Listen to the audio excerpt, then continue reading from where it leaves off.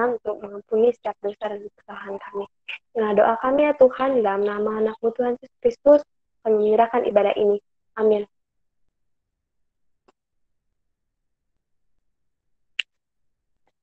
Sebagai manusia, kita tidak pernah bisa lepas dari dosa. Syukurlah, ada pribadi yang begitu mengasihi kita, sehingga dia menganugerahkan kita sebuah hidup baru di dalam namanya. Dia bahkan tidak mengingat-ingat lagi setiap dosa dan kesalahan kita, sehingga kita yang punya dosa yang dahulu merah seperti kain kesumba, telah menjadi putih seputih bulu domba. Aku mau mengajak kita semua untuk kembali mengingat bagaimana anugerah Tuhan dan juga sekaligus mempersiapkan hati sebelum mendengarkan firman Tuhan. Aku mengundang kita semua untuk bernyanyi seputih bulu domba.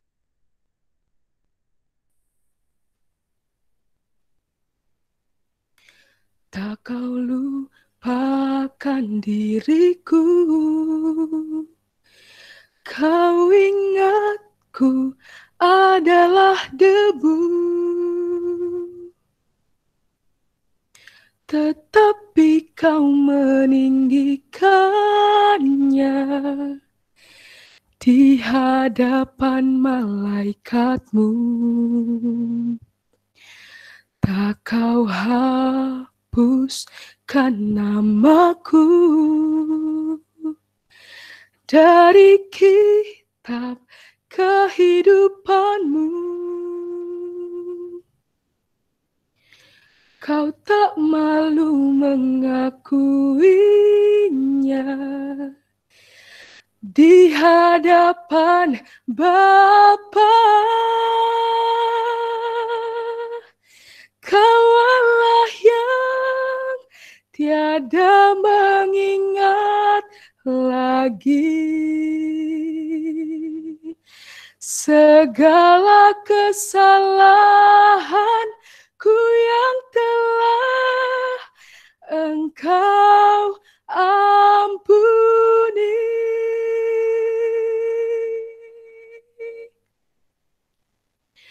Walau dosaku merah bakain kesumba, Engkau menjadikanku putih seputih bulu domba.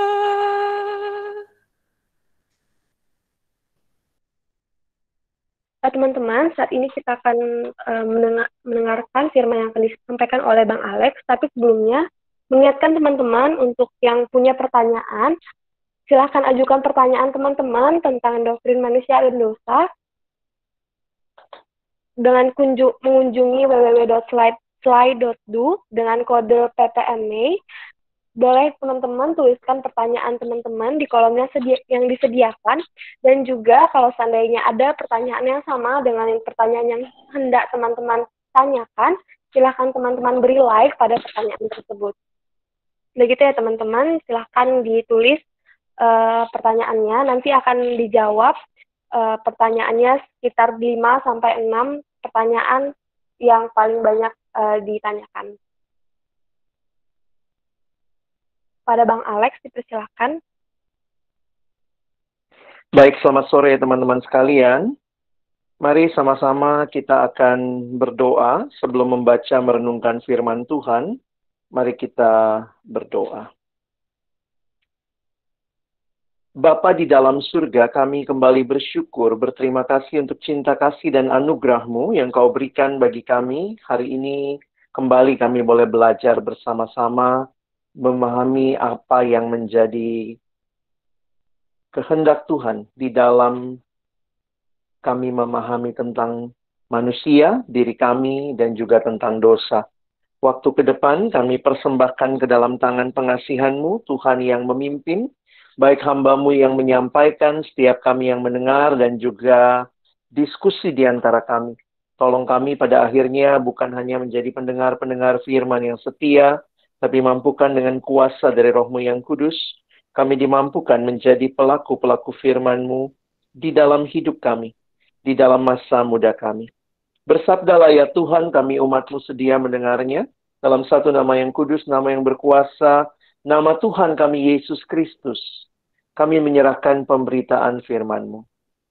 Amin. Shalom teman-teman, selamat sore. Saya bersyukur boleh kembali melayani teman-teman sekalian.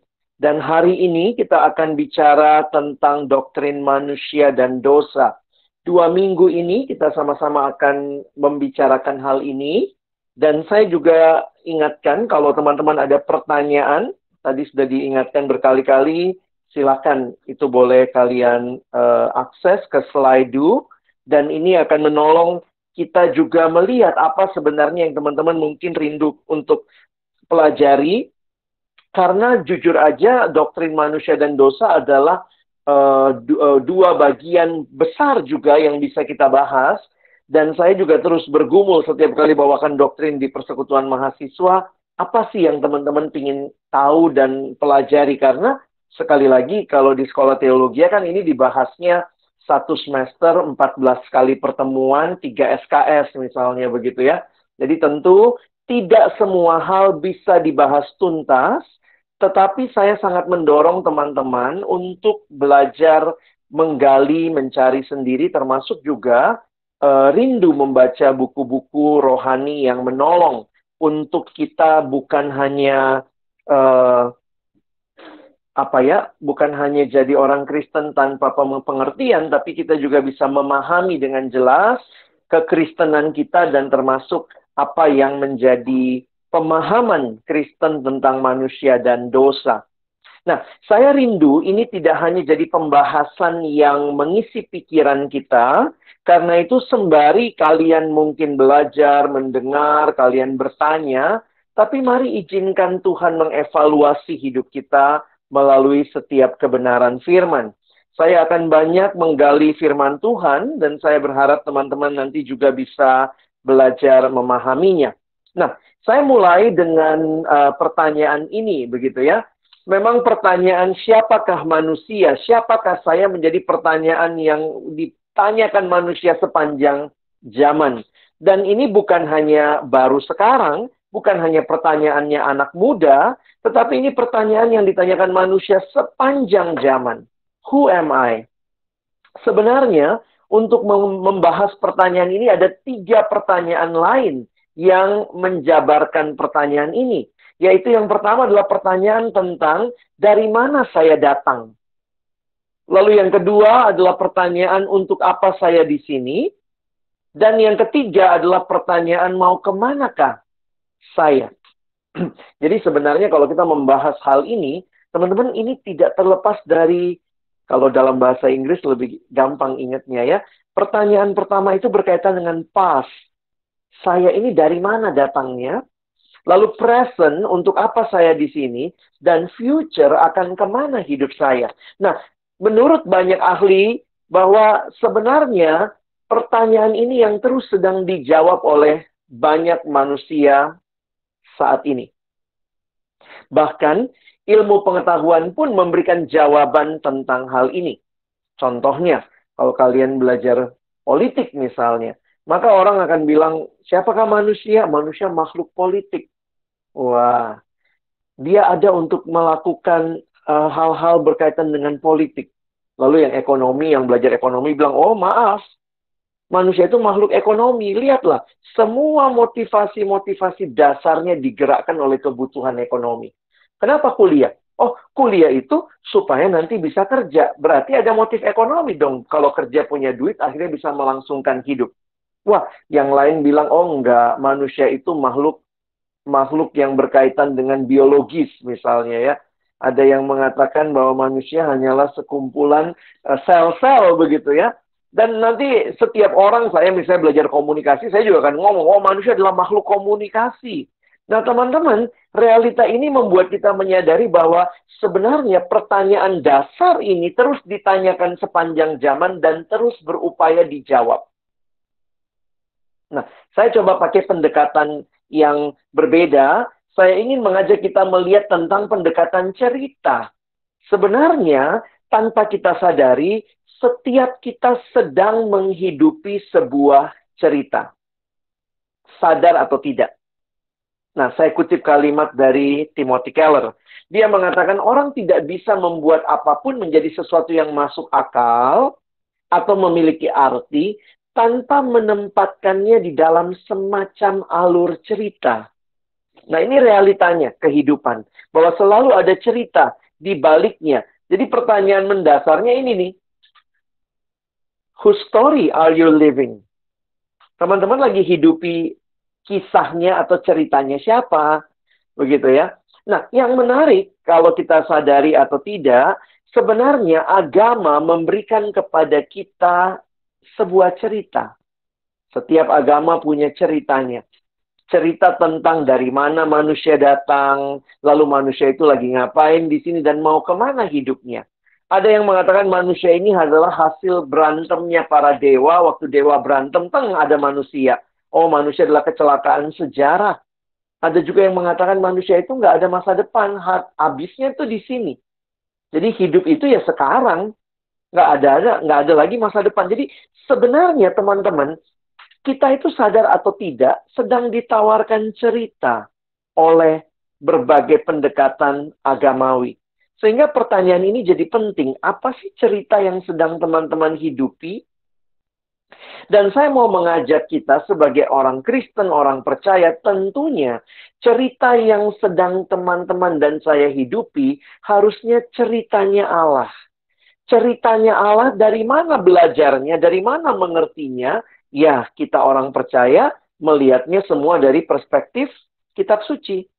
Jadi kalau hari ini kita belajar tentang manusia, tentang dosa, maka saya memakai pendekatan ini adalah ceritanya Alkitab.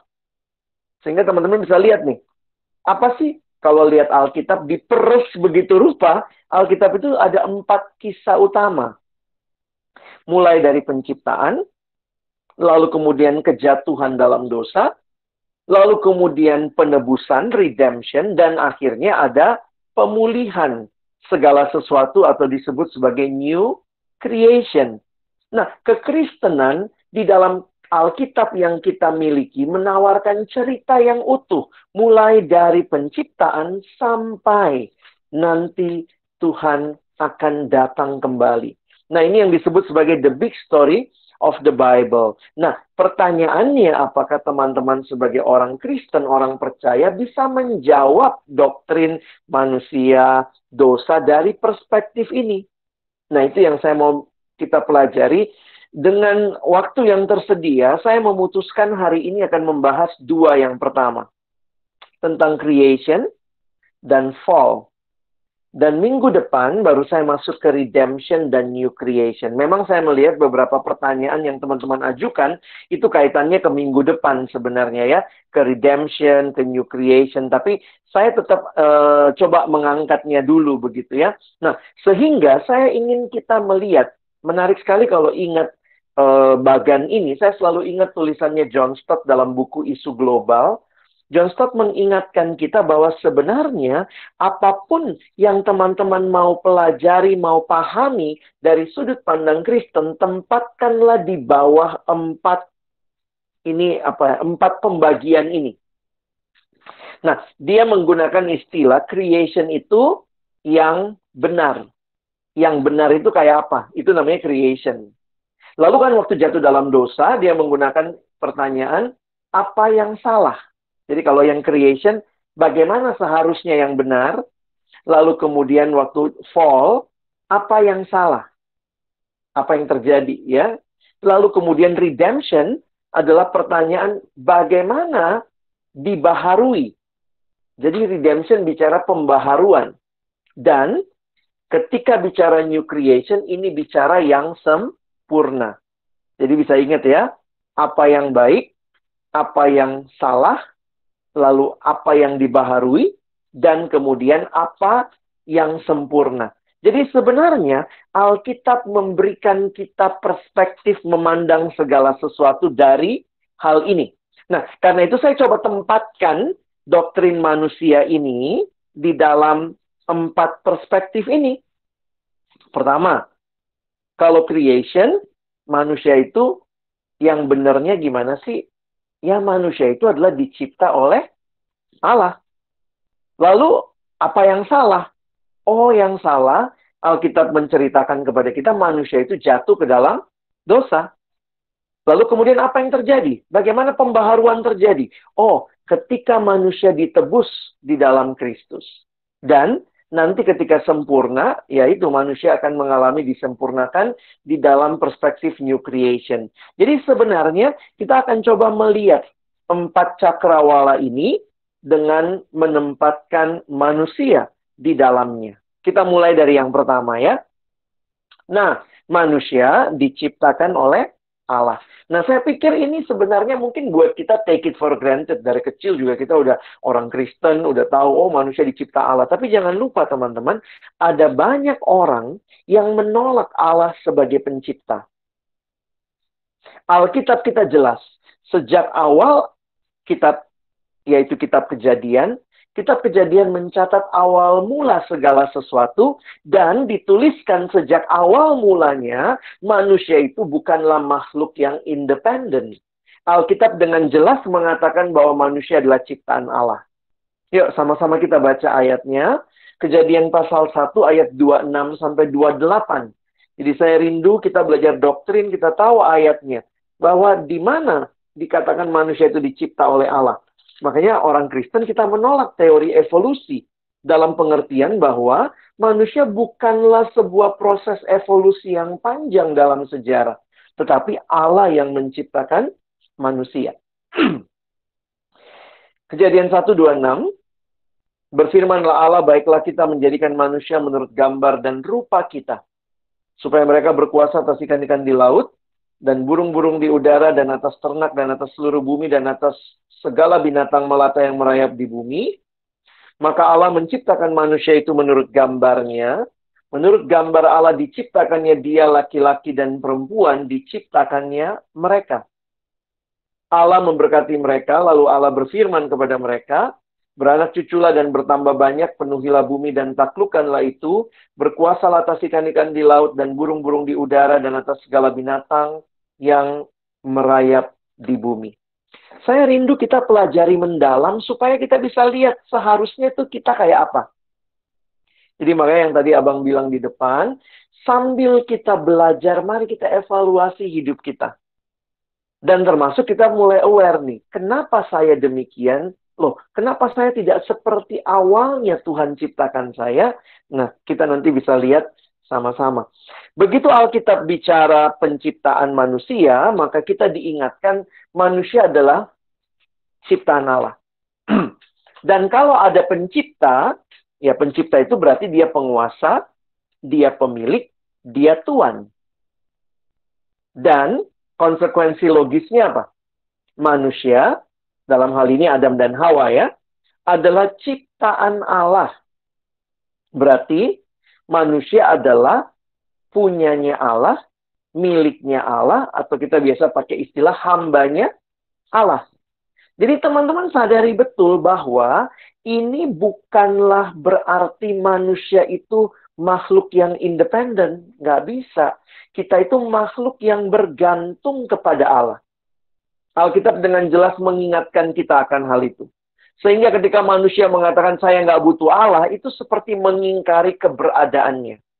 Sama kayak ikan ngomong saya nggak butuh air. Lah, ikan butuhnya air. Manusia butuhnya Allah. Waktu manusia menyangkali kebutuhannya akan Allah, nah, disitulah kita melihat hal yang tidak seharusnya terjadi. Jadi, teman-teman begini, kalau kita mau mengerti tentang diri kita mau mengerti tentang kekristenan, melihat manusia, maka kita melihatnya bahwa kekristenan bicara manusia ciptaan Allah, karena itu mengetahui tentang diri kita harus kenal Allah. Bisa dipahami logikanya? Nah, lihat gambar ini ya. Kalau kita tidak kenal Tuhan, ya kita tahu sih tentang diri kita punya kesadaran. Tetapi ketika kita mengenal Allah, lihat panasnya ke atas, kita dapat pengetahuan tentang Allah, maka itu bukan hanya pengetahuan tentang Allah semata, tetapi kita pun mendapat pengetahuan yang lebih tinggi tentang diri kita sendiri dibandingkan hanya melihat hal yang biasa saja. Nah, ini yang dituliskan oleh R.C. Sproul dalam tulisannya. Dia menuliskan begini, pengetahuan tentang diri sendiri memimpin kita kepada pengetahuan akan Allah. Akibat pengetahuan ini memberikan kita suatu pengertian tentang diri kita sendiri yang lebih tinggi dan lebih penuh dibanding sebelumnya. Jadi teman-teman mesti ingat gitu ya, kita ini makhluk ciptaan Tuhan, karena itu untuk kenal kita ini bagaimana, kenapa Tuhan ciptakan kita, ya tanya ini sama Tuhan. Mau tahu tentang dirimu, jangan tanya sama politik, sama ekonomi, tanya sama Tuhan yang ciptakan kita. Dan itulah yang dinyatakan. Ini tercermin dalam kalimat yang ada dalam pertanyaan Katekismus Westminster, mengapa manusia diciptakan? Adakah tujuan dalam hidup manusia? Maka lihat jawabannya. What is the chief end and the highest end of man? Jawabannya, man's chief and highest end is to glorify God and to fully to enjoy Him forever. Tujuan kita yang paling utama dan tertinggi adalah memuliakan Allah dan menikmati Dia selama-lamanya. Teman-teman, tujuan hidupmu bukan datang dari dirimu, tapi dari Allah yang menciptakan engkau. Kenapa? Dia yang cipta kok. Kalau saya mencipta sebuah benda, saya yang tahu benda ini tujuannya buat apa. Harusnya demikian. Dan hal yang menarik, kita masuk lebih jauh lagi ya. Ini kalau dibahas bisa banyak banget implikasinya. Tapi abang mau masuk ke bagian berikutnya. Bahwa di dalam kitab Kejadian pasal pertama, what makes man and women, pria dan wanita itu spesial. Yuk, kita lihat Alkitab sebentar. Teman-teman coba baca Kejadian 1, ayat 11 sampai 13. Coba lihat sebentar ya. Kejadian 1, 11 sampai 13. Berfirmanlah Allah, hendaklah tanah menumbuhkan tunas-tunas muda, tumbuh-tumbuhan yang berbiji, segala jenis pohon buah-buahan yang menghasilkan buah yang berbiji, supaya ada tumbuh-tumbuhan di bumi. Dan jadilah demikian. Tanah itu menumbuhkan tunas-tunas muda, segala jenis tumbuh-tumbuhan yang berbiji, dan segala jenis pohon-pohonan yang menghasilkan buah yang berbiji. Allah melihat bahwa semuanya itu baik, jadilah petang dan jadilah pagi, itulah hari ketiga. Ini penciptaan apa?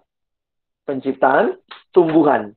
Hari ketiga Allah menciptakan tumbuhan. Dan menarik nih ya, saya coba angkat kalimatnya dalam bahasa Inggris supaya teman-teman bisa lihat keunikan. Tadi kalau dalam bahasa Indonesia, kita tidak terlalu melihat karena kalimatnya mungkin lebih jelas di dalam bahasa Inggris ya.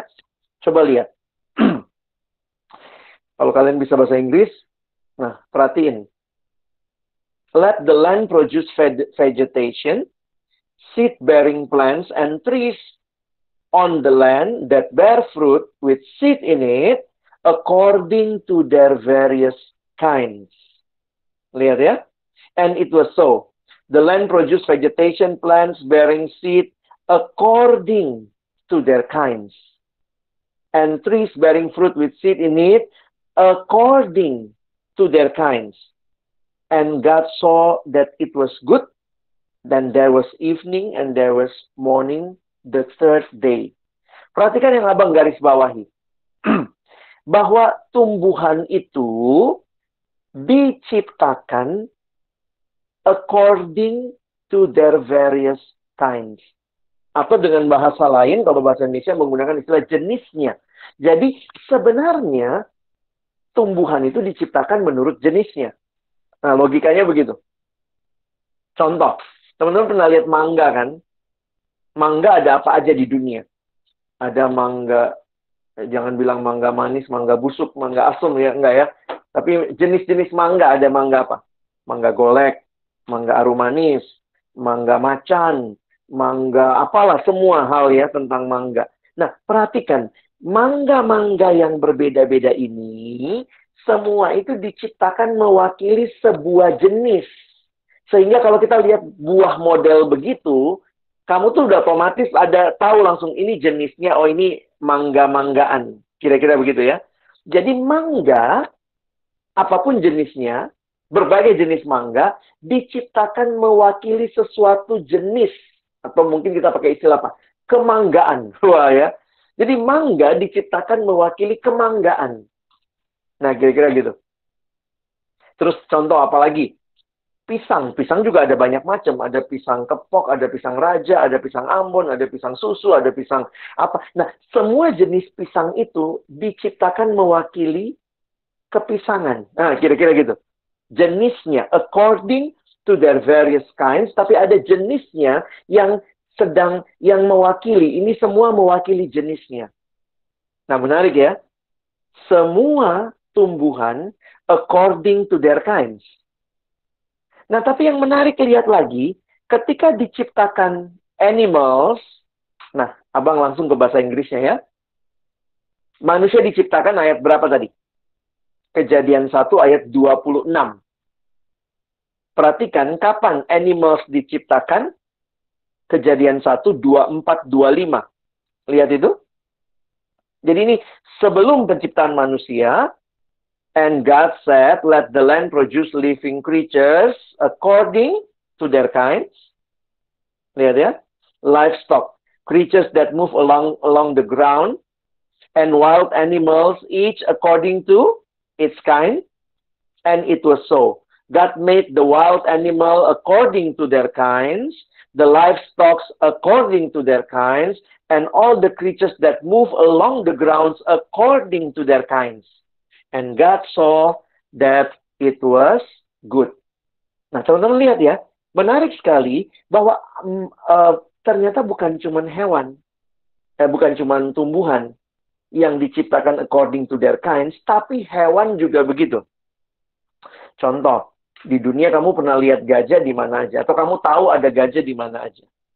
Di Lampung ada gajah di Indonesia, di Thailand ada gajah, di India ada gajah, di Afrika ada gajah. Nah, semua gajah itu dengan berbagai jenisnya diciptakan mewakili kegajahan. Nah, kira-kira gitu ya. Jadi gajah-gajah itu mewakili kegajahan. Anjing dengan berbagai jenisnya diciptakan mewakili keanjingan. Nah, kira-kira gitu ya. Semut berbagai jenis diciptakan mewakili kesemutan. Nah, udah aneh nih ya. Nah, poinnya sekarang begini. Ketika manusia dicipta di ayat 26. Ayo baca lagi. Lihat ya di Alkitabmu ya. Baiklah kita menjadikan manusia menurut gambar dan rupa kita. Teman-teman, manusia adalah gambar Allah.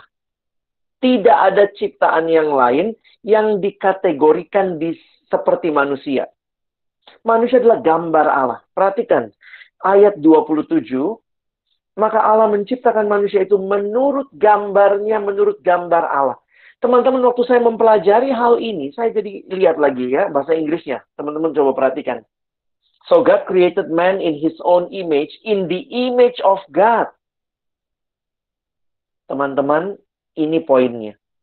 Manusia tidak dicipta mewakili jenisnya. Manusia tidak dicipta mewakili kemanusiaan. Satu-satunya makhluk yang kehadirannya adalah untuk mewakili pencipta di dalam penciptaan adalah manusia. Saya kutip kalimat Herman Bavinck. Dia bilang manusia adalah makhluk ciptaan yang menggambarkan Allah. Lihat tadi ya, semua tumbuhan hanya mewakili jenisnya. Semua hewan hanya mewakili jenisnya. Tetapi manusia diciptakan mewakili, menggambarkan Allah. Tetapi di antara semua makhluk hanya manusia gambar Allah. Pernyataan yang tertinggi dan terkaya dari diri Allah, dan karenanya pemimpin dan mahkota dari seluruh ciptaan. Ada kalimat dari seorang bernama Wayne Grudem dalam Systematic Theology yang dia tulis. Ini Wayne Grudem ya. The fact that man is in the image of God means that man is like God.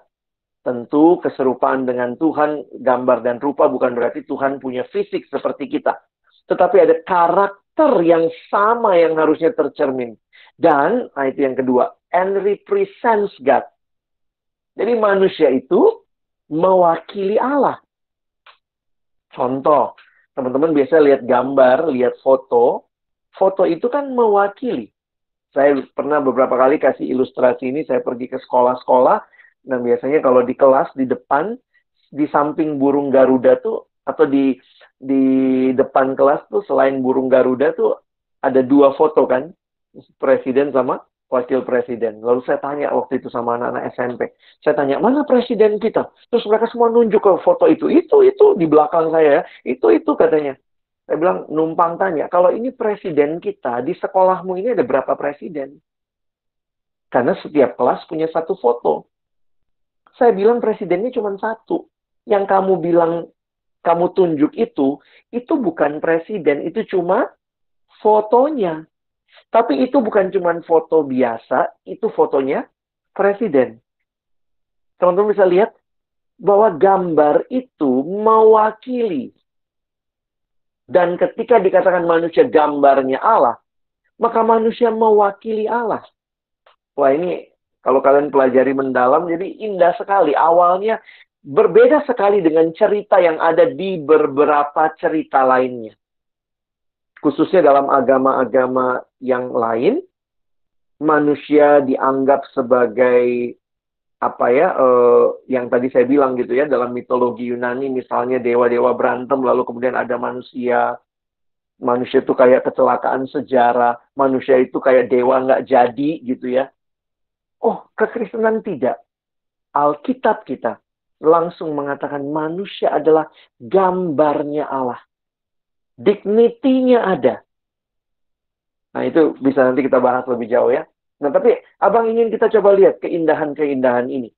Saya mau masuk lebih jauh lagi, bahwa ternyata, saya membaca satu buku untuk mempersiapkan ini. Dia mengatakan begini, perhatikan ketika Allah menciptakan yang lain, selesai dicipta sudah selesai.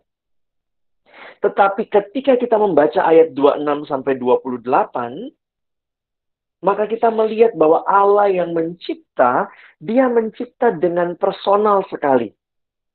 Jadi kan Allah Tritunggal, baiklah kita menjadikan manusia menurut gambar dan rupa kita. Tapi yang lebih indah lagi, kata penafsir ini, dia mengatakan ketika Allah selesai mencipta, maka Allah berbicara dengan manusia ciptaannya. Wow. Allah berbicara. Waktu dia ciptakan hewan, tidak ada catatan Allah berbicara. Dan demikian juga dengan tumbuhan. Tapi ketika dia berbicara dengan manusia, menunjukkan Allah adalah Allah yang merindukan relasi dengan manusia. Karena itu kalau kita ingat, manusia diciptakan dalam relasi. Pertama, relasi dengan Tuhan, dengan orang lain, dengan diri sendiri, dan juga dengan alam. Perhatikan ordernya. Tuhan di atas, orang lain sejajar, alam di bawah. Itu ordo atau urutan di dalam penciptaan. Dalam arti manusia bukan alam. Dan manusia bukan Allah. Bukan Tuhan yang di atas, bukan alam yang di bawah, kita tuh di tengah. Kira-kira begitu kali ya, kalau kita pahami. Dan sesama tuh sejajar. Jangan menjadikan sesama itu Tuhan. Atau sesama kita injak-injak seperti, ini mah sampah, ini alam, begitu ya. Enggak. Dignity-nya ada di situ. Nah, ketika kita melihat, ini saya kutip kalimat dari Nicky Gamble. Dia mengatakan Tuhan menciptakan kita untuk memiliki relasi personal dengan Dia. Have a personal relationship with God. Tuhan itu adalah Allah yang memperkenalkan dirinya dan rindu berelasi dengan kita. Dia berbicara kepada kita. Pria dan wanita diciptakan untuk hidup dalam hubungan dengan Allah. Tanpa hubungan tersebut akan selalu ada rasa lapar, sebuah kekosongan dan sebuah perasaan yang hilang. Ini menunjukkan buat kita ya, Tidak ada satupun hubungan manusia, hubungan yang sejajar tadi, yang manusiawi ya, yang dapat memuaskan. Kalau kau pikir kau bisa dapat kepuasan dari pacarmu, dari orang tuamu, ini hanya diingatkan bahwa semua mereka bisa gagal memuaskan kita. Atau dikatakan tidak ada suatu pun hubungan yang akan dapat terus bertahan. Ada yang punya orang tua yang nggak bisa meninggal, ada yang punya pacar yang nggak bisa meninggal. Setiap kita punya waktu akhirnya gitu ya. Karena itu katanya dalam hubungan relasi itu selalu ada longing yang besar, selalu akan ada sesuatu yang hilang. Itu karena kita diciptakan untuk hidup dalam relasi dengan Allah. Maksudnya kalau kita selalu merasa mencari relasi yang memuaskan, sebenarnya itu menunjukkan kita hanya bisa dipuaskan oleh Allah. Nah, sekali kita memiliki hubungan dengan Allah, maka tujuan dan arti kehidupan akan semakin jelas. Wah, ini penting nih. Kalau dikatakan generasi sekarang, generasi yang lagi cari identitas, wah, Alkitab kita jelas sekali. Kalau kita bicara where is my identity, maka ketika manusia adalah ciptaan Allah, nah ini jadi menarik nih. Kalau manusia ciptaan Allah, identitasnya dari mana? Dari dalam dirinya atau dari luar dirinya? Iya, dari luar. Harus dari luar, kan kita dicipta. Kalau saya ciptakan sebuah benda, saya bilang benda ini namanya misalnya HP. Ya udah, identitas HP itu bukan dari dalam dirinya. Oh, ini jadi menarik. Melawan pemahaman yang sekarang beredar.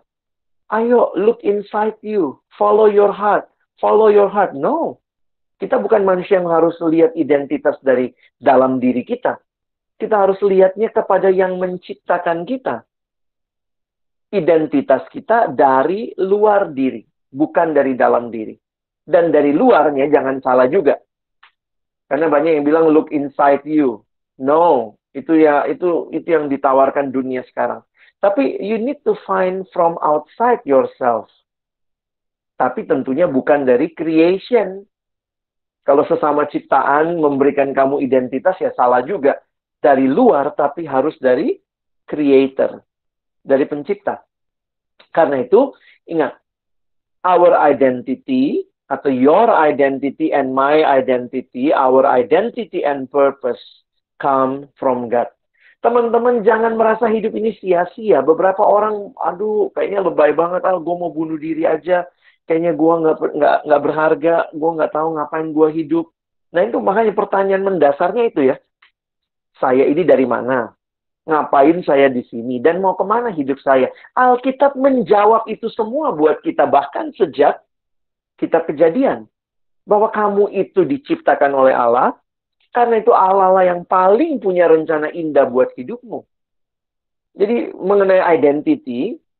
Identitas itu harusnya membuat kita ya. Saya kutip dari buku berjudul Design for Dignity. Ditulis oleh Richard Pratt. Dia menggambarkan our true identity as image of God sebagai manusia. Dia mengatakan ada 2 poin nih. Dia bilang ini sebenarnya menarik ya. Karena ini kayak paradoks ya. Satu sisi kita humble. Kita mesti rendah hati. Karena apa? Kita cuma gambar. Lihat dia gedein image-nya ya.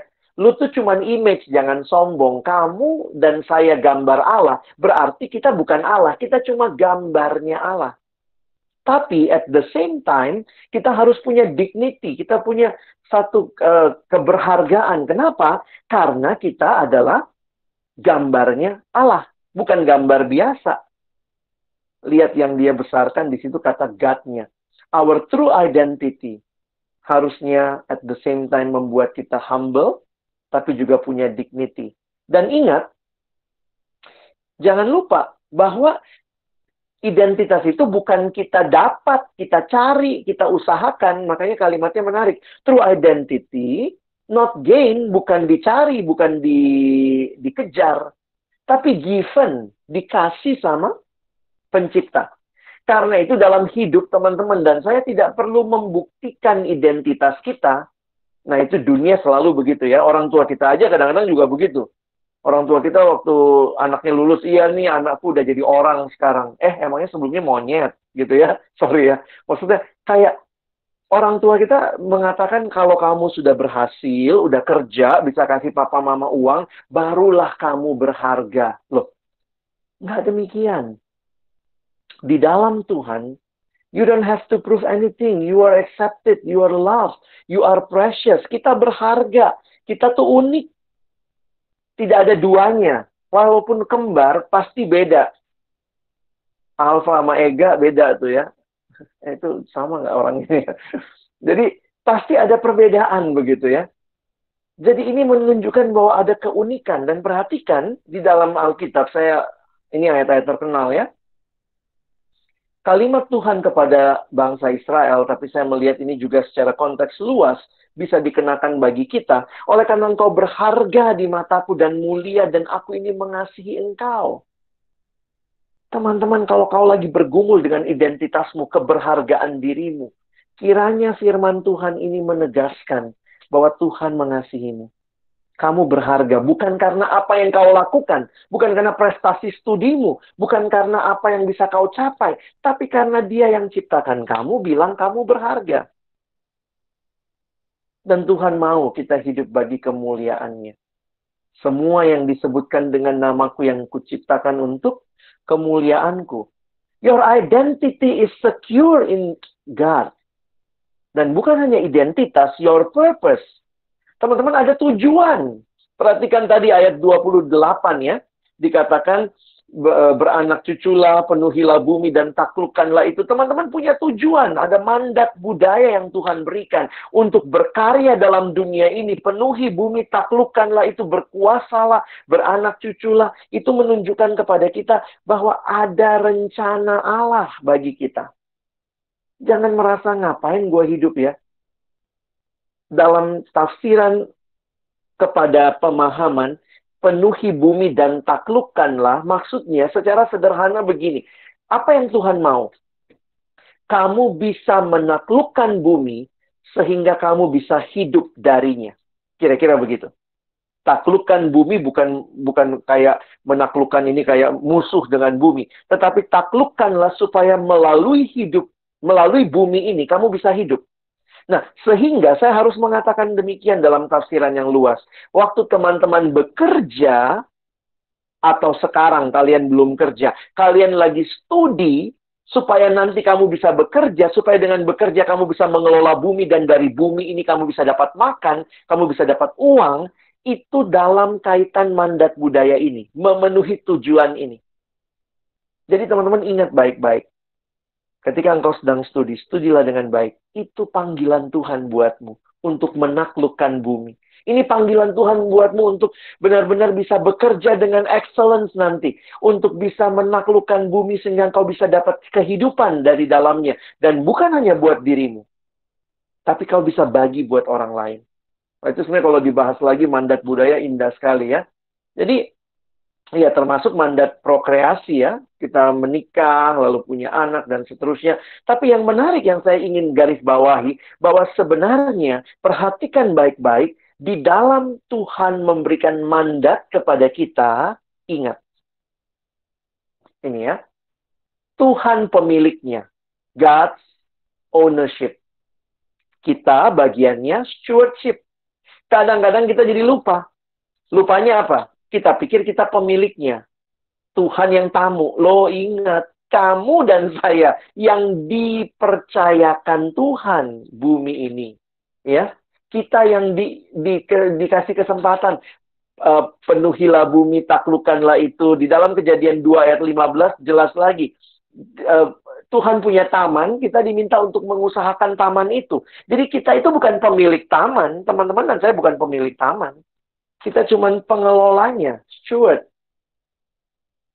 Kenapa saya jelaskan ini agak panjang? Karena sebenarnya dosa itu adalah mengingkari semua ini. Jadi kalau mungkin kemudian yang salah apa? Manusia ngerasa diri nggak berharga. Yang salah apa? Manusia merasa dirinya pemilik. Jadi dosa itu memutarbalikkan semua yang seharusnya yang Tuhan berikan bagi kita. Sehingga jangan lupa kalau Tuhan pemiliknya dan kita pengelolanya. Waktu kita kelola semua ini untuk kemuliaan siapa? Harusnya for His glory. Tapi manusia melakukannya untuk apa? This is for my glory. Dosa merusak. Teman-teman bisa paham sampai sini? Jadi saya berharap kita bisa memahami ya. Nah, waktu yang tersisa saya pakai dengan cepat menjelaskan dosa. Kita lihat yang kedua. Manusia jatuh dalam dosa. Kembali lagi, kitab Kejadian bukan hanya mencatat awal mula manusia penciptaan. Karena itu kalau mau kenal manusia, bacalah kitab Kejadian. Pelajari, dalami, hayati, renungkan, hidupi. Tetapi juga kitab Kejadian menuliskan awal mula dosa. Nah, para teolog sampai hari ini masih berdebat dari mana asal mula dosa. Ada yang bilang dosa masuk melalui dunia malaikat.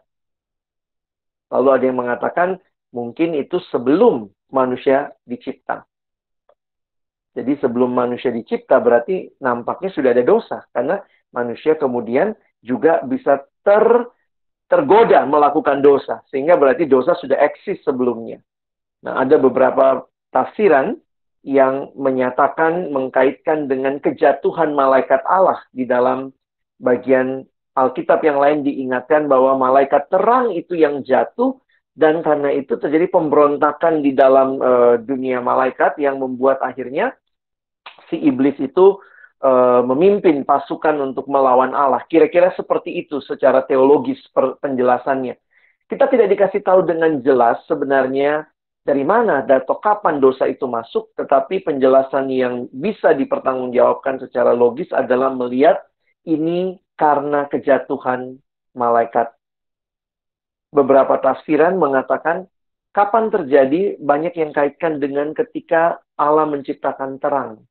Karena dikatakan malaikat terang, lalu kemudian malaikat terang itu jatuh kan, kira-kira seperti itu. Nah, saya nggak mau masuk spekulasi lebih jauh, karena itu wilayah-wilayah teologis yang saya pikir realitanya yang kita mau bicarakan. Bahwa ternyata manusia yang diciptakan Allah ini adalah manusia yang bisa berdosa. Nah, ini jadi menarik nih. Kok bisa manusia diciptakan jadi bisa berdosa? Menariknya bahwa ada istilah yang digunakan dalam buku yang ditulis oleh Anthony Hoekema. Dia menulis buku berjudul Created in the Image of God. Ya, jadi dia menulis buku tentang diciptakan di dalam gambar Allah. Nah, Anthony Hoekema menjelaskan dua pemahaman tentang manusia itu adalah created, dicipta. Tapi yang kedua, dia mengatakan, kita bukan hanya created, kita juga person. Jadi manusia itu adalah created person. Kenapa ini jadi penting? Dia menjelaskannya begini. Kalau manusia cuma dicipta, berarti manusia robot dong. Tetapi Allah tidak menciptakan manusia yang adalah robot. Allah menciptakan manusia yang bebas. Karena itu Allah menciptakan manusia yang memang dia create, tetapi juga manusia adalah seorang pribadi atau person. Dan karena dia person, dia punya kebebasan, dia bisa memilih. Nah, di dalam dia bisa memilih inilah, itulah hebatnya Tuhan ya. Tuhan menciptakan manusia, ciptaannya, yang bahkan bisa menolak dia. Wow, mungkin kita jadi nanya loh, kenapa Tuhan nggak ciptain aja kita, pokoknya kita jadi manusia yang nggak bisa berdosa. Kalau memang begitu, kenapa Tuhan kayak ngizin-ngizinin kita jatuh dalam dosa? Nah, sebenarnya pertanyaan seperti itu menyiratkan kepada kita bahwa kita manusia ini sebenarnya manusia yang created, tapi kita person, kita bisa memilih. Dan karena kita bisa memilih, harus ada kebebasan. Kebebasan memilih, salah satu pilihannya adalah jatuh dalam dosa atau memilih tidak taat kepada Allah. Jadi sebenarnya saya harus katakan begini ya, konsekuensi Allah menciptakan manusia yang bebas, membuat manusia yang bebas ini mungkin memilih untuk berontak kepada Allah. Nah, coba pikir-pikir, kalimatnya agak filosofis ya. Tapi poinnya Abang adalah, lihatlah bahwa ketika manusia yang dicipta Allah harusnya tunduk dan taat, tapi manusia tidak taat kepada Allah. Ketika manusia tidak taat kepada Allah, manusia justru mau jadi Allah. Itulah akarnya dosa. Manusia mau jadi Allah. Manusia tidak merasa Allah itu cukup buat dia, sehingga dia merasa dialah lebih tepat jadi Allah. Nah, secara cepat saya ingin kaitkan hal ini dengan kitab Kejadian pasal yang ketiga, ayat 1-7. Tidak ada waktu membahas ayatnya, tetapi Abang ingat, saya sudah tulis semua ayatnya di sini ya. Jadi sebenarnya di dalam Alkitab, kalau bicara dosa, maka referensi kepada Kejadian 3 ayat 1 sampai seluruh Kejadian 3 sebenarnya itu bisa menolong kita. Nah, yang paling banyak kita seringkali gunakan adalah istilah hamartia. Nah, ini istilah katanya missing the mark. Jadi sebenarnya begini. Kalau orang memanah, harusnya kena yang tengah. Tetapi ketika panah dilepaskan dan kemudian yang kena bukan yang tengah, itu meleset dari sasaran, itu yang disebut sebagai hamartia. Missing the mark, meleset, nggak persis di tengah. Jadi itu salah satu gambaran dosa. Jadi misalnya begini, manusia dicipta harusnya memuliakan Allah. Tapi manusia berontak kepada Allah, itu dosa. Missing the mark. Manusia harusnya mengasihi sesama. Jadi nggak mengasihi sesama, malah seorang abang tega bunuh adiknya sendiri, Kejadian pasal 4. Itu dosa. Missing the mark. Tidak mencapai sasaran tujuan target yang awalnya diciptakan. Nah, karena itu waktu kita perhatikan, realita ini menggambarkan dosa dan ini melanda semua manusia. Kenapa? Karena Adam sama Hawa ini jadi wakil kita di Taman Eden. Mungkin kamu pikir, kapan saya milih Adam sama Hawa jadi wakil saya, Bang? Memang bukan kita yang milih, tapi Tuhan yang memilihkan Adam dan Hawa. Ini seperti sistem perwakilan. Kadang-kadang kita mikir gitu, yang dosa Adam sama Hawa, kok gua yang kena ya, gitu ya. Kok saya jadi ikut berdosa? Tetapi sebenarnya, Allah menciptakan Adam dan Hawa mewakili kita. Pilihan kita nggak lebih baik kok dari Adam dan Hawa. Kadang-kadang kita suka mikir gini, coba kalau aku yang di Taman Eden, wah nggak jatuh dalam dosa. Jangan-jangan kalau kamu di Taman Eden, sampai akar-akarnya kamu makan juga gitu ya. Bukan cuma buahnya gitu. Kenapa? Karena kita udah tahu ceritanya. Tetapi Adam dan Hawa, atau Adam secara khusus, mewakili kita. Mewakili kita dalam arti apa? Pilihan yang Adam ambil adalah pilihan yang juga sebenarnya itu mewakili kita. Sehingga ketika Adam jatuh dalam dosa karena melawan Allah dengan pilihan dia untuk tidak taat kepada Allah, maka semua kita yang ada di bawah garis keturunan Adam, yang diwakili oleh Adam, ikut berdosa. Ini gambarannya seperti Adam itu sedang mengemudikan bus. Dialah supirnya. Dan di dalam bus itu adalah seluruh umat manusia. Maka ketika Adam menerjang batas, lalu busnya jatuh ke dalam jurang karena Adam menyetir seperti itu. Maka yang jatuh bukan cuma Adam, tapi seluruh isi busnya. Demikian juga menghayati bahwa Adam berdosa, kok saya jadi ikutan berdosa? Karena kita diwakili oleh Adam. Nah, di dalam dosa, semua manusia kena. Jadi teman-teman, ini kenapa penting ya? Karena akhirnya kita menyadari begini, yang begitu indah tadinya sudah jatuh dalam dosa, sudah rusak karena dosa. Nah, coba lihat di sekelilingmu. Lihat orang yang pinter. Kadang-kadang kalau kita lihat mahasiswa baru masuk, pinter banget nih anak. Ganteng, cantik, cakep. Kayaknya nggak berdosa. Nggak bisa. Itu Alkitab memberikan kepada kita pemahaman bahwa semua manusia telah berdosa. Dan itu yang dikatakan Rasul Paulus. Dan butuh keselamatan. Saya pikir ini menolong kita punya cara pandang. Dosa begitu mengerikan karena membawa kematian. Nah, sebenarnya istilah dosa, teman-teman bisa lihat ya. Arti dasarnya bukan hanya hamartia, karena Alkitab menggunakan banyak kata yang menggambarkan dosa. Misalnya ada kata pelanggaran, ada kata pemberontakan. Jadi sebenarnya Alkitab itu kaya gambaran ya. Tidak kena sasaran, hamartia, meleset dari tujuan, melanggar batas, yang istilah trespasses. Tidak taat, tidak patuh. Melawan atau memberontak. Nah, semua ini adalah gambaran tentang dosa. Tetapi pertanyaan paling mendasar, nah ini saya akan selesai di sini. Sebenarnya dalam dosa itu siapa sih yang manusia lawan? Kembali lagi, akar dari dosa itu adalah manusia yang dicipta oleh Allah mau jadi Allah.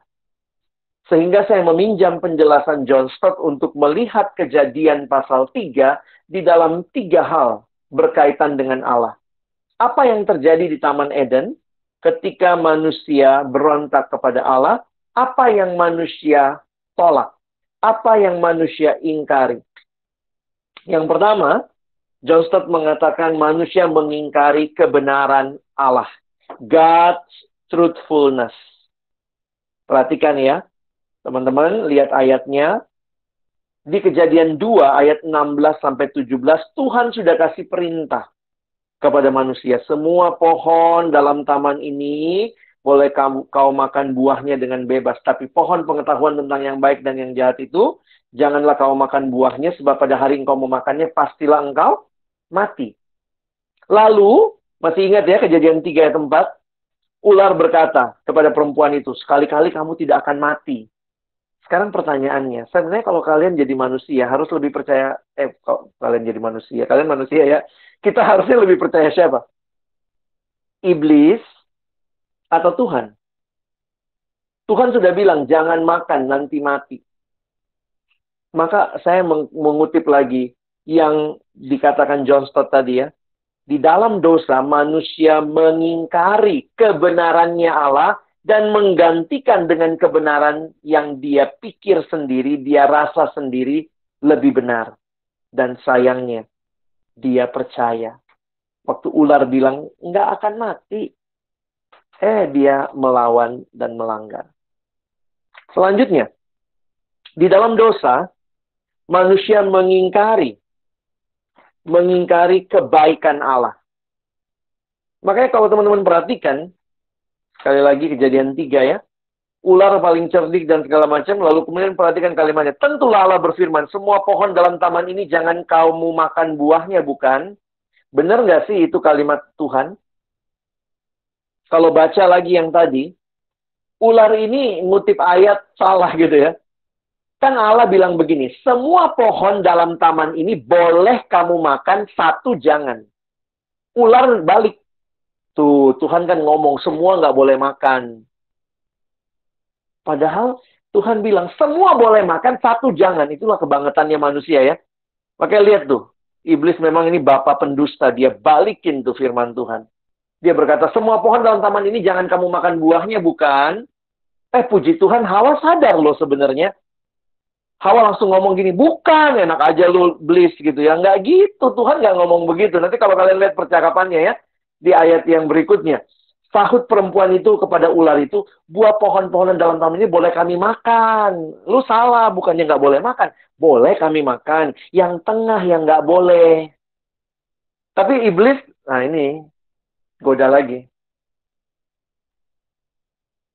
Sekali-kali kamu tidak akan mati, tapi kamu mengetahui bahwa pada waktu kamu memakannya, matamu akan terbuka dan kamu akan menjadi seperti Allah, tahu tentang yang baik dan yang jahat.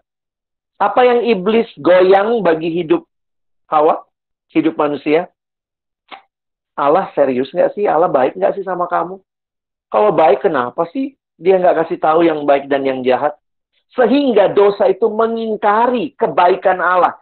Allah dikatakan kurang baik, sehingga manusia mencurigai Allah. Dan yang lebih ngeri lagi, yang terakhir, dosa adalah mengingkari keberbedaan Allah. Dan inilah kejatuhan yang begitu mengerikan. Manusia bukan hanya menolak kebenaran Allah, bukan hanya mengingkari kebaikan Allah, tapi bahkan mengingkari bahwa Allah itu, Allah ya Allah, manusia yang manusia. Lihat kalimatnya, tetapi Allah mengetahui pada waktu kamu memakannya. Ini kata iblis ya. Matamu akan terbuka dan kamu akan menjadi seperti Allah. Harusnya kan Hawa bisa aja ngomong, saya bukan Allah. Tapi ketika dikatakan waktu kamu makan, kamu akan bisa jadi seperti Allah. Tapi itulah yang menjadi kejatuhan. Nah teman-teman, saya pikir ini bagian yang saya rindukan kita pahami. Sehingga kita melihat sebenarnya di dalam banyak kejatuhan kita. Ada yang terperangkap dengan pergumulan-pergumulan kejatuhan gitu ya.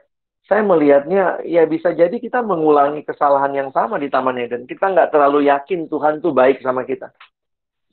Kadang-kadang kita ngerasa, Tuhan kenapa sih saya jatuh lagi? Tuhan kalau memang baik sama saya, kenapa sih nggak izinin saya nggak pernah jatuh? Loh, teman-teman ingat. Allah bekerja di dalam hukum-hukum alam juga. Kamu males, ya nggak bisa dapat nilai yang bagus. Kamu tidak tidur sepanjang malam nonton drakor, besoknya ngantuk, jangan salahin Tuhan gitu ya. Jadi kadang-kadang manusia mau jadi Allah atau merasa kalau saya jadi Allah, wah kalau teman-teman dan saya jadi Allah hancur banget kali ya. Asik banget hidup ya. Tanpa batas. Tapi justru itu sebenarnya bukan hidup yang Allah rencanakan buat kita. Kiranya pemahaman ini kita jadi mengerti. Pertama, manusia di dalam penciptaan yang seharusnya indah sekali Tuhan cipta. Tetapi ketika manusia berontak kepada Allah di dalam dosa, manusia hancur dan semua orang terkena dampaknya. Upah dosa dikatakan adalah maut. Kita butuh pembaharuan, pemulihan. Minggu depan kita akan bahas itu. Oke, saya berhenti sampai sini. Maaf, lewat 5 menit kali ya untuk tanya jawab. Berarti masih ada waktu. Silakan Bang Rey. Oke Bang, aku akan tampilin PPT. Buat ini beberapa pertanyaan yang udah coba dikumpulkan. Aku exit aja ya, stop sharing-nya. Ya, boleh Bang. Beberapa mungkin udah sempat dijelaskan, beberapa mungkin meresponi penjelasan Bang Alex, tapi karena tadi waktu, jadi ambil yang masuk duluan kayak gitu. Oke. Ini Bang yang pertama. Aku bacakan. Mengapa Tuhan mengizinkan manusia berdosa? Apakah Tuhan merancangkan manusia jatuh dalam dosa? Sebenarnya sudah di Bang Alex tadi sempat jelaskan, cuma ada penangkapan lagi Bang.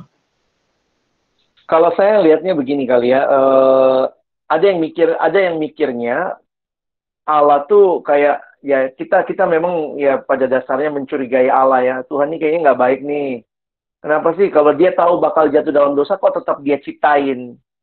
Saya pikir sih mirip kayak begini ya. Walaupun penjelasannya nggak kompatibel, tapi saya jawab ilustratifnya begini. Apakah pencipta mobil tahu mobil itu bisa tabrakan apa enggak ya? Saya pasti yakin pemilik mobil tahu tuh konsekuensi mobil tuh bisa tabrakan, motor tuh bisa tabrakan. Tapi kenapa tetap dia cipta? Karena sebenarnya dia tahu kalau itu dipakai dengan seharusnya mengikuti aturannya itu bukannya kecelakaan, tapi banyak membawa berkat. Jadi sebenarnya kalau manusia mengikuti rule-nya Allah, manusia itu makhluk yang indah sekali yang Allah pakai menggambarkan dirinya bagi dunia. Jadi cara kita bertanya seringkali adalah kita sebenarnya agak curiga sama Tuhan. Ini baik nggak sih dia jadi Tuhannya? Atau mungkin kita merasa lebih bagus saya jadi Tuhan gitu ya. Nah itu mungkin penjelasan singkatnya ya. Yang selanjutnya Bang, kenapa sih masih bisa jatuh dalam dosa padahal udah percaya Yesus? Aku nggak tahu ini nyambung sama yang minggu depan atau minggu depan ya. Bagaimana keluar dari dosa yang sering jatuh? Apakah benar ada konsep doa favorit? Tadi ada juga beberapa pertanyaan tentang mengapa setelah menerima Kristus manusia memiliki kecenderungan melakukan dosa? Apakah berarti dosa masih berkuasa? Hal seperti itu mungkin apa bisa kasih respon? Saya akan jelaskan lebih jauh minggu depan, tapi mungkin kalian bisa lihat sedikit gambaran yang saya ambil. Boleh sekarang saya share screen kali ya, saya gantian share screen lagi ya.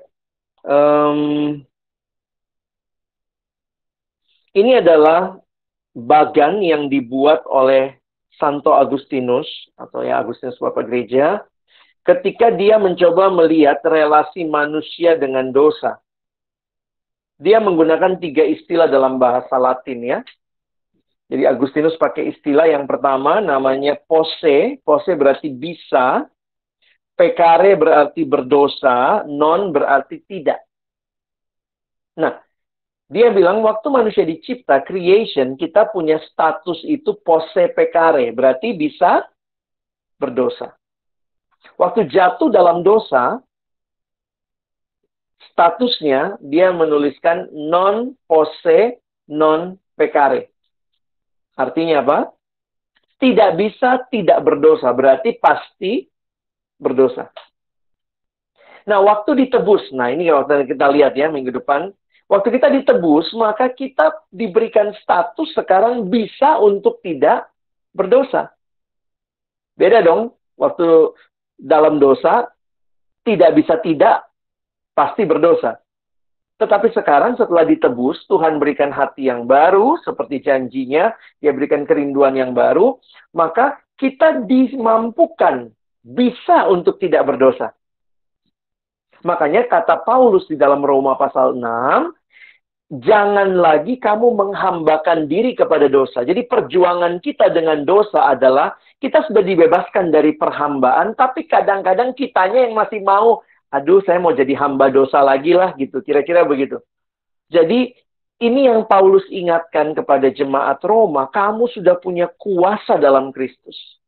Nah, tapi memang realitanya nih ya, realitanya bahwa sepanjang hidup beriman kita, kita masih mungkin berdosa. Nah ini bukan penghiburan. Asik, kata Bang Alex masih mungkin berdosa. Kalau gitu ya udahlah, udah berjuang-berjuang dosa juga. Tapi yang kita dikasih oleh Tuhan adalah ini kekuatan untuk pose non pecare. Kalaupun jatuh, bangkit lagi. Kita bisa pose non pecare. Kita punya pengharapan akan kemenangan atas dosa. Beda karena dengan waktu kita masih di dalam dosa. Di dalam dosa itu udah kayak otomatis gitu ya. Tidak bisa tidak pasti berdosa. Tetapi di dalam Kristus kita bisa untuk tidak berdosa. Tapi memang perjuangannya, Paulus menggunakan istilah matikanlah dalam dirimu. Berarti itu sesuatu yang harus terus terjadi. Jadi itu yang saya lihat sampai nanti ketika new creation, status kita adalah non posse pecare. Tidak bisa berdosa lagi. Nah, menarik ya. Tuhan nggak ciptakan kita langsung non posse pecare. Kalau Tuhan begitu Dia create langsung kita non posse pecare, berarti kita robot dong. Tapi Tuhan dalam anugerahnya dan kemahatahuannya, kedaulatannya, Dia mengizinkan kita melewati proses ini sampai nanti memang kita akan tidak bisa berdosa di surga itu, tidak ada lagi air mata, kita akan bersama dengan Tuhan selama-lamanya, tidak ada lagi dosa. Nah, jadi kira-kira itu yang bisa saya bagikan kali ya. Cukup jelaskah Bang Rey? Oke Bang, mungkin ntar penjelasan lebih lengkapnya tentang pengudusan dan sebagainya itu di minggu depan. Minggu depan, iya. Aku lanjut lagi untuk beberapa pertanyaan yang sudah terkumpul. Terima kasih teman-teman. Ini tentang mungkin identitas juga gitu ya, juga punya masa lalu yang buruk karena suatu pemberontakan, saat ini menyadari dan bertobat, tapi masih terbayang-bayang masa lalu, itu apakah itu upah dosa, lalu bagaimana? Iya, saya harus ingatkan. Dosa gitu kali Bang ya. Kita tidak hidup di masa lalu. Dan kita tidak hidup di bawah perasaan. Nah ini buat teman-teman dalam pergumulan dosa, saya ketemu banyak dalam konseling, setiap kali bicara tentang dosa, seringkali kita memang ketakutan, lalu kemudian dibayang-bayangi masa lalu. Nah, kita dikasih sama Tuhan kekuatan sebenarnya untuk melalui ini. Memang kita nggak sanggup mengubah masa lalu. Kita nggak bisa mengubah masa lalu. Apa yang udah terjadi, ya udah terjadi. Tapi Tuhan mau sekarang kita hidup di dalam janjinya. Nah, ini yang saya pikir nanti kalau bicara pengudusan, maka kalau kita sudah dalam Kristus, maka tidak ada lagi penghukuman. Upah dosa sudah diselesaikan, ditanggung oleh Kristus di kayu salib. Nah, sekarang kita hidup di dalam keyakinan akan keselamatan. Keyakinan keselamatan bahwa masa lalu kita tidak lagi menjadi ukuran yang bisa mengkondem kita atau menghakimi kita. Nah, tetapi seringkali kita dikuasai oleh perasaan atau mungkin kejatuhan-kejatuhan yang masih bisa terjadi dan mengkaitkan dengan masa lalu, sehingga kita lebih memegang perasaan kita daripada kebenaran firman. Saya kasih contoh begini. Kalau ada orang sudah keluar penjara nih ya, dia udah dikeluarin dari penjara, dibilang bahwa oke, hukumannya sudah dibayar, selesai, dia udah dikeluarin dari penjara, tapi mungkin dia hidup dalam trauma penjara. Dia terus ingat, aduh gue lagi di penjara, gue udah lagi di penjara. Padahal dia udah di luar penjara nih. Tapi dia masih sering dibayangi pikiran itu, perasaannya masih kayak lagi, kalau bangun kayaknya rasanya dalam penjara. Maka dia perlu diingatkan terus-menerus akan siapa dan bagaimana kondisinya sekarang. Nah, itu buat kita yang bisa meneguhkan itu adalah firman. Walaupun perasaanmu menguasai, aduh Tuhan nggak bakal terima kamu. Tapi kita ingat, firman berkata, siapa yang ada dalam Kristus, ia adalah ciptaan baru. Yang lama sudah berlalu, yang baru sudah datang. Makanya kita perlu bertumbuh dalam firman supaya kita tidak dikuasai pengalaman masa lalu, kita tidak dikuasai perasaan kita yang masih mungkin salah, tapi firman yang jadi patokan. Jadi itu sih, saya ingat Martin Luther. Dalam satu cerita Martin Luther ini ya opung kita lah ya. Martin Luther waktu dia juga kan masa lalunya penuh pergumulan begitu.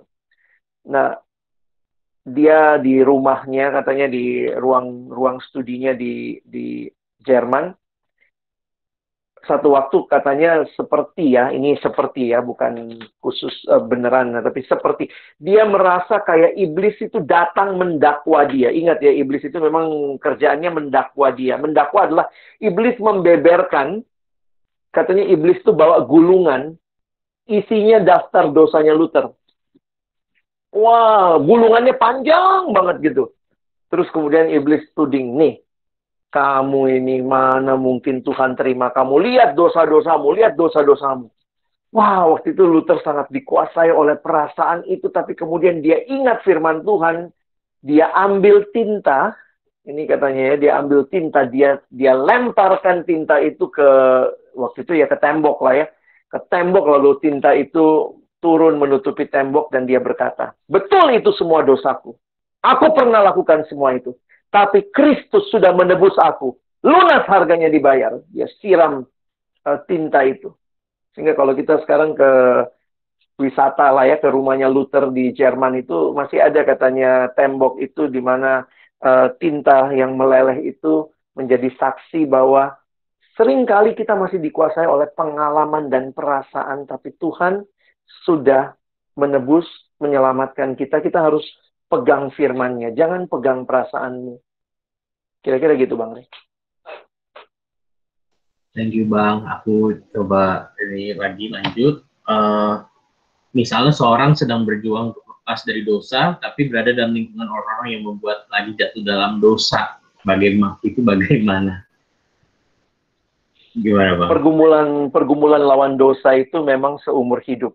Karena itu kita mesti ingat juga, karena itu adalah sesuatu yang harus terjadi seumur hidup. Maka ingat pesan firman Tuhan juga. Pergaulan yang buruk merusakkan kebiasaan yang baik. Kalau kamu takut kehilangan teman, mana yang lebih baik? Kamu kehilangan teman, kamu tetap di situ, banyak teman tapi hidupmu nggak berubah. Atau kamu kehilangan teman tapi kamu dapat kehidupan yang indah dalam Tuhan. Dan mungkin ada teman-teman baru. Makanya saya pikir kelompok kecil itu harus jadi kelompok yang berbeda ya, counter culture. Jadi kalau misalnya gini, kamu di tempat teman-temanmu, kamu udah bertobat, semua teman baikmu dulu, yang ya teman yang nggak kenal Tuhan ini, pokoknya kerinduannya adalah nyontek is the best, nyontek is the best. Begitu kamu bertobat, kamu di tengah mereka, yang aneh kamu kan, kamu nggak mau nyontek, semua temanmu tukang contek.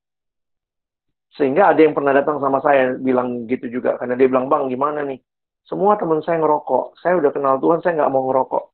Saya bilang, kalau gitu, cara paling gampang ganti temennya. Ya, gimana dong, Bang? Ya, cari temen yang semua nggak ngerokok, terus kamu ngerokok sendiri situ. Pasti kamu dianggap aneh. Nah, maksudnya ya, tidak ada magic spirituality, kehidupan rohani yang langsung berubah. Tapi itu perlu sebuah proses, dan dalam proses itu, kita butuh hikmat dari Tuhan untuk mengatakan, enggak nih, saya harus cabut dari lingkungan ini nih. Ini gua yang digaramin mereka nih, bukan gua menggarami mereka. Kalau kita tahu kita nggak kuat, keluar. Dan kita coba bangun hidup kita dengan baik. Tapi itu untuk setiap orang tentu beda-beda ya kasusnya ya. Jadi saya pikir kita harus kenali kelemahan diri kita. Thank you. Thank you, Bang.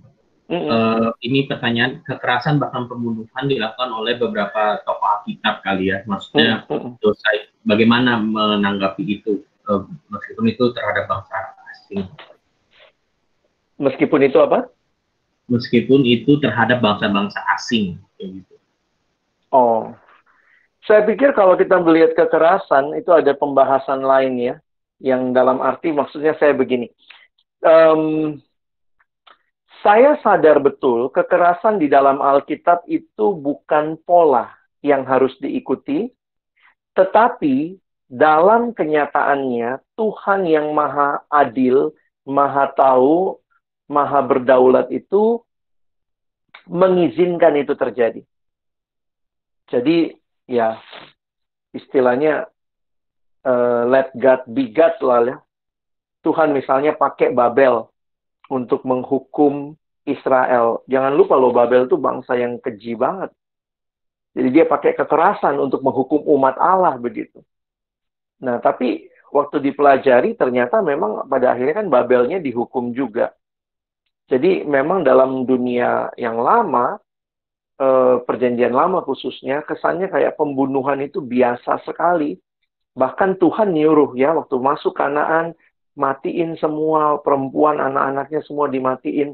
Nah, tapi itu semua punya alasan-alasan teologis yang hanya bisa dilihat berlaku pada masa itu, yang tidak bisa dijadikan pembenaran untuk kekerasan saat ini atas dasar agama.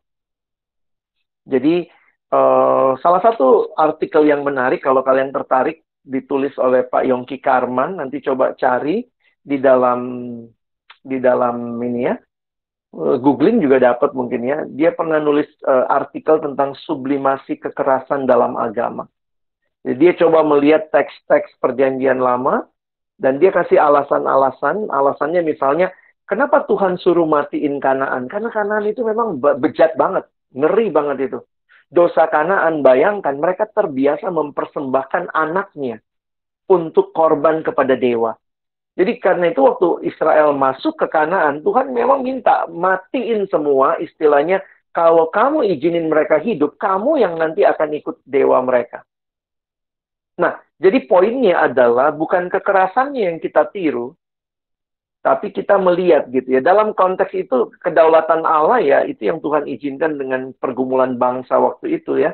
Tapi kita nggak bisa menjadikan prinsip umum untuk membenarkan bahkan sekarang atas dasar agama, kita boleh menganiaya agama lain. Saya pikir nggak demikian. Itu ada pembahasan sendiri ya. Iya, itu mungkin nanti bisa didiskusikan lebih lanjut. Satu pertanyaan terakhir kali ya, Bang. Oke. Mungkin pendapat tentang Seven Deadly Sins dan juga berkaitan sama ada nggak tingkatan level dosa, ada dosa tertentu yang lebih spesial di mata Tuhan. Lebih jahat maksudnya, lebih spesial. Lebih perhitungan kayak gitu. Itu Bang gue ya terakhir. Di dalam Alkitab tidak ada istilah Seven Deadly Sins. Jadi sebenarnya di dalam sejarah gereja lah, banyak bapak-bapak gereja atau ada bapak-bapak gereja yang mencoba menuliskan Seven Deadly Sins dengan melihat berbagai hal sih. Jadi gimana ya? Kalau memang ngelihatnya ya itu yang disampaikan benar. Ada hal-hal yang mengerikan di dalam dosa, walaupun memang yang dia kaitkan itu hal-hal yang terkait dengan masalah hati ya. Misalnya tamak atau iri hati. Jadi para bapak gereja itu mengangkat itu tentang Seven Deadly Sins ya. Dan kalau ditanya itu boleh dibahas ya boleh-boleh aja dibahas, walaupun memang kita lihat bahwa tidak ada istilah 7 dosa maut di dalam Alkitab. Nah, Alkitab pun juga tidak atau kalau kalian lihat dalam perspektif kekal nih ya, kalau lihat dalam perspektif kekal, kita tidak membedakan dosa karena semua dosa adalah sama, berontak kepada Allah, hukumannya adalah maut. Tapi yang Alkitab soroti misalnya, ada yang disebut begini ya, di 1 Yohanes, teman-teman nanti bisa cek gitu ya. Ada dosa yang mendatangkan maut, ada dosa yang tidak mendatangkan maut. Jadi itu pun banyak tafsiran ya. Ada yang mengatakan juga misalnya begini, oh ada dosa yang menyebabkan kematian, ada dosa yang tidak menyebabkan kematian. Jadi sebenarnya kalau ditanya mana yang lebih besar, mana yang lebih kecil, sebenarnya sama aja. Cuma dari efeknya, misalnya ada yang mematikan, ada yang tidak mematikan, gitu ya. Kita misalnya membunuh orang, ya dia mati. Tapi kita ngata-ngatain dia. Sebenarnya kan ya Tuhan Yesus kasih lagi pemahamannya bahwa sama aja, kamu mematikan dia juga dengan tidak mengasihi, dengan berbuat jahat kepadanya. Jadi itu bagi saya bisa menolong kita untuk apa ya? Mungkin melihat dunia lebih luas, realita dosa yang terjadi, tapi kiranya tidak membuat kita memilah-milih. Oh, kayaknya ini dosa ini aja lah, ini kayaknya besarnya lebih gede atau ini lebih kecil. Karena sistem kita, sistem di dalam kekristenan yang adalah anugerah, dosa harus dihukum, tidak menggunakan sistem merit ya. Misalnya kalau dosa ini poinnya 3, dosa ini cuma poin 2, dosa ini poin 1, dosa ini poin setengah. Kita nggak melihat. Jadi sebenarnya tidak ada no point buat kita membahas dosa mana yang lebih besar, lebih kecil. Karena mau apa nih? Sistemnya kita nggak punya sistem hitung-hitungan seperti mungkin kepercayaan lain yang punya perhitungan. Dosa ini lebih besar, ini lebih kecil gitu. Kira-kira gitu. Gimana, Ray? Bisa dipahami? Thank you, Bang, buat penjelasannya. Terima kasih juga buat teman-teman yang sudah bertanya. Karena sudah mau habis, aku boleh minta Bang Alex boleh menutup dalam doa ya, sebelum kita lanjutkan ke MC. Baik. Mari kita berdoa. Bapak Surgawi, terima kasih banyak kami belajar hari ini tentang diri kami, manusia yang Tuhan ciptakan dengan begitu indah. Tapi juga begitu mengerikannya dosa, dan banyak pertanyaan malam ini berkaitan justru dengan dosa. Karena kami melihat apa yang begitu indah itu tidak terwujud karena kehancuran dalam dosa. Dan biarlah apa yang kami pelajari hari ini menolong kami makin jelas melihat diri kami, melihat orang-orang di sekitar kami, melihat orang-orang yang kami layani, mungkin mereka jemaat di kampus kami, adik-adik kelompok kecil kami, biarlah kami bisa dengan belas kasihan Allah, melihat betapa mengerikannya kalau mereka hidup di dalam dosa dan tidak kenal juru selamat. Dan bagi kami juga, yang sudah mengaku mengenal juru selamat, tapi masih jatuh bangun dalam dosa. Ingatkan kami, dalam perjuangan melawan dosa, Tuhan hadir dan memberikan kekuatan. Engkau tidak meninggalkan kami, Engkau menopang kami. Dan itulah kekuatan kami untuk terus bertahan. Tuhan, sekali lagi kami bersyukur, karena apa yang kami pelajari, ini menolong kami untuk bisa hidup seturut dengan kehendak-Mu. Hamba berdoa bagi adik-adikku, tolong agar makin memahami setiap kebenaran dan juga menghidupinya. Sekali lagi bersyukur juga untuk tanya jawab, Tuhan yang menolong. Jika ada yang masih belum jelas, biarlah juga waktu ke depan kami bisa belajar lebih dalam. Dalam nama Yesus kami berdoa, kami bersyukur. Amin.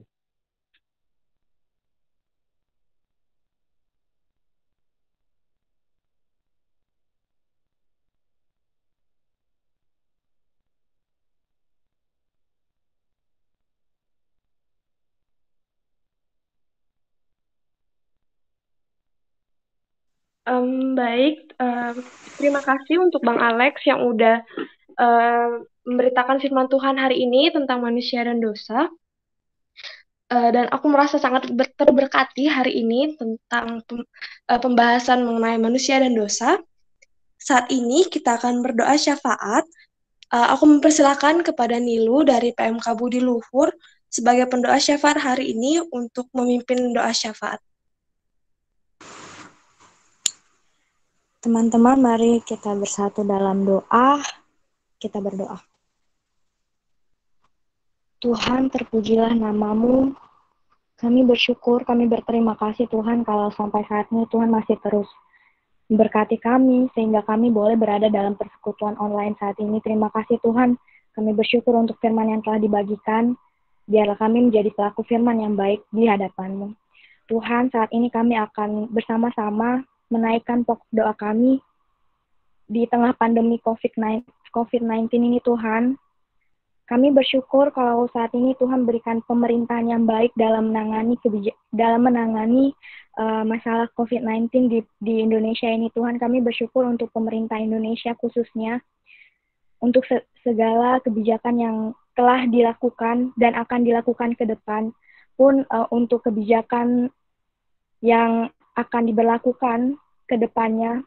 Kami berdoa, Tuhan, biarlah setiap kebijakan-kebijakan yang diambil boleh benar-benar menjadi suatu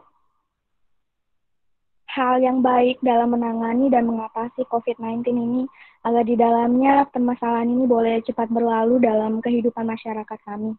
Tuhan, berikan selalu kesehatan dan kekuatan bagi setiap orang yang Tuhan berikan kepercayaan untuk mengemban tugas sebagai pelayan dalam pemerintahan kami, biar mereka boleh terus berhikmat, biar mereka boleh terus bijaksana dalam membuat suatu keputusan ke depannya. Apapun itu, Tuhan, kami berdoa agar mereka benar-benar Tuhan yang boleh menopang setiap pemerintahan kami, sehingga mereka boleh mengambil kebijakan yang seturut dengan kehendak Tuhan. Pun saat ini, Tuhan, kami berdoa bagi masyarakat Indonesia, di mana saat ini kami tahu di tengah pandemi COVID-19 ini banyak sekali kebijakan yang harusnya kami patuhi, namun kami masih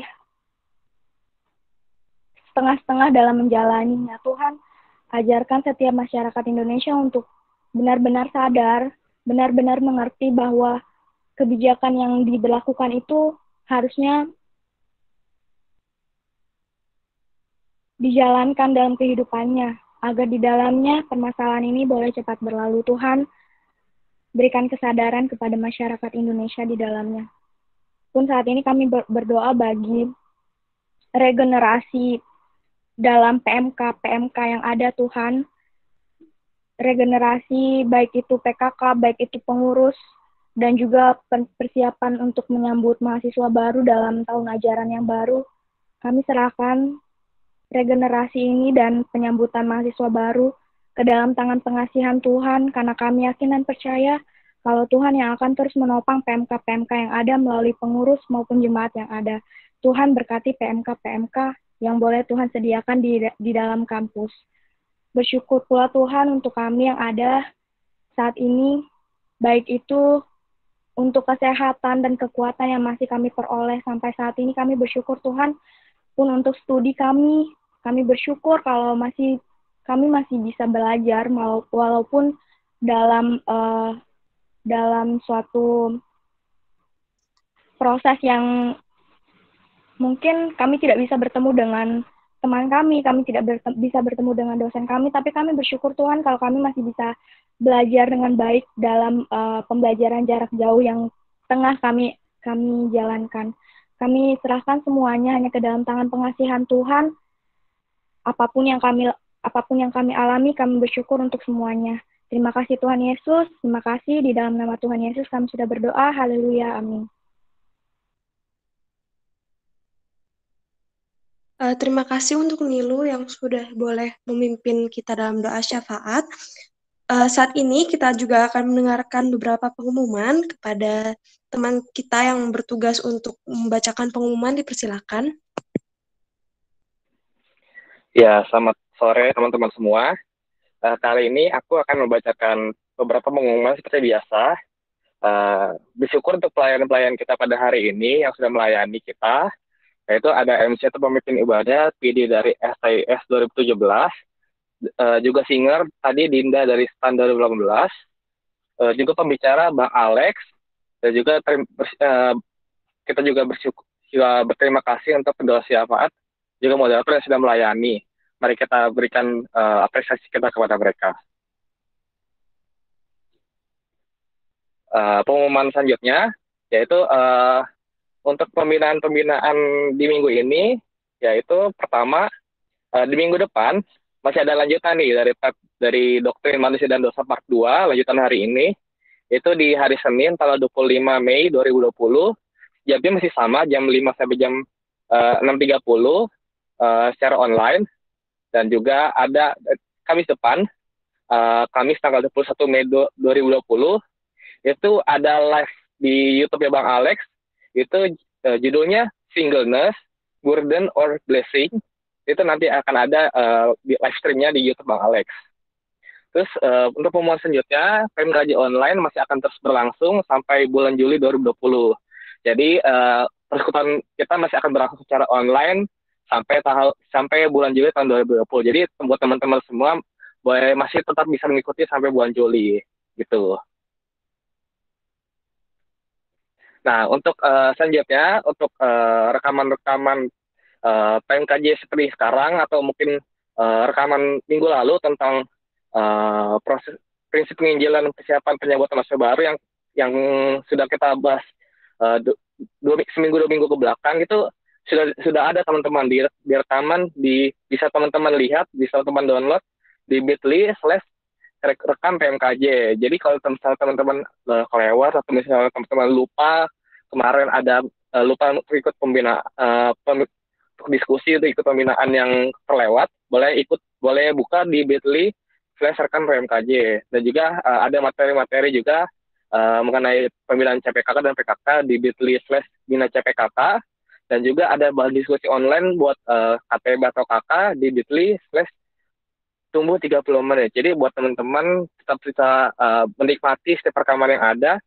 Jadi boleh gunakan, bahkan dikembangkan bahannya untuk persekutuan di kampusmu gitu.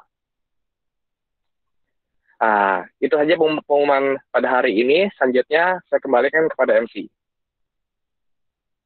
Oke.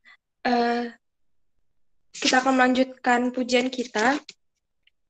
Kita manusia yang dahulu terkekang oleh dosa, kini boleh menikmati penebusan di dalam Kristus Yesus.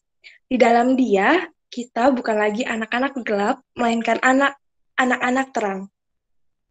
Mengikut Dia, hanya Dia saja kini telah menjadi jalan hidup kita. Mari bersama kita nyanyikan ungkapan kerinduan hati kita melalui lagu Ikut Dikau Saja Tuhan.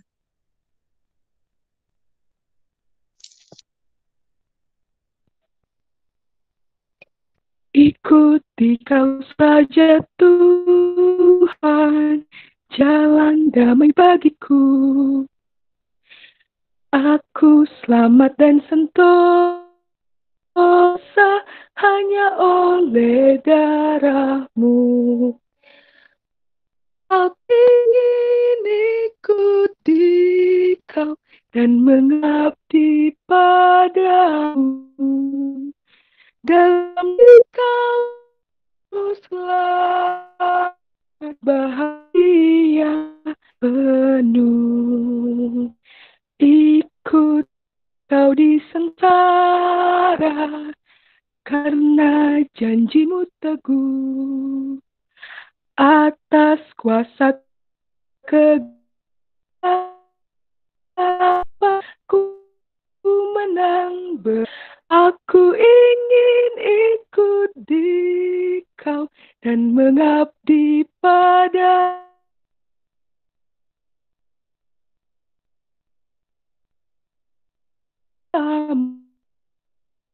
penuh.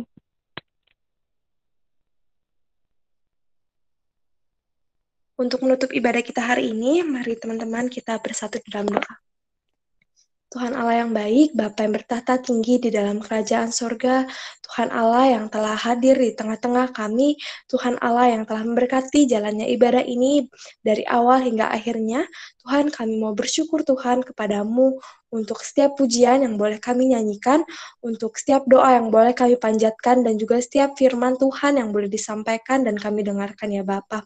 Tuhan kami sungguh bersyukur ketika kami boleh mendengar Tuhan tentang betapa spesialnya kami Tuhan, betapa spesialnya identitas kami sebagai manusia Tuhan yang adalah gambar daripada Engkau ya Bapa. Kami bersyukur Tuhan bahwa Engkau telah menciptakan kami dengan begitu baik.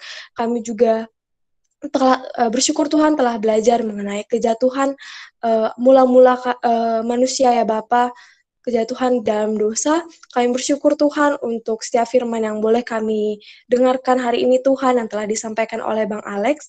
Tuhan kiranya Engkau yang memenuhi setiap hati dan pikiran kami, sehingga Tuhan firman yang boleh kami dengarkan ini Tuhan tidak berlalu begitu saja, melainkan Tuhan kami dapat dengan sungguh-sungguh Tuhan menanamkan firman-Mu ini Tuhan di dalam kehidupan kami, sehingga kami pun Tuhan dapat menunjukkan buah dari firman-Mu ini Tuhan bagi sesama kami. Ya Tuhan yang baik, Tuhan kami sebentar akan mengakhiri ibadah kami ini ya Bapa. Tuhan kiranya Engkau yang tetap senantiasa menyertai masing-masing kami Tuhan yang ada di dalam persekutuan kami ya Bapa. Kiranya Engkau Tuhan yang memimpin jalannya kehidupan kami, dan kiranya kami pun Tuhan hanya mengandalkan Engkau saja. Ya Bapa yang baik, kami juga mau berdoa untuk ibadah minggu depan Tuhan, mengenai paket pembinaan mahasiswa juga Tuhan, yang mengenai part 2 ya Tuhan, dari mengenai penebusan dan juga kehidupan baru yang kami akan bahas Tuhan. Ya Bapak, kiranya Engkau yang pimpin dan Engkau yang memberkati Tuhan senantiasa, supaya pada akhirnya Tuhan dapat dilaksanakan ibadah part 2 dari ibadah ini ya Bapak. Terima kasih ya Tuhan, mohon ampun untuk jika kami melakukan pelanggaran Tuhan di hadapan-Mu. Kiranya Engkau Tuhan yang memampukan kami untuk tidak melakukan kesalahan yang sama. Terpujilah nama-Mu Tuhan, kini esok sampai selama-lamanya. Amin. Ibadah saat ini sudah selesai. Teman-teman boleh mengambil waktu teduh sejenak.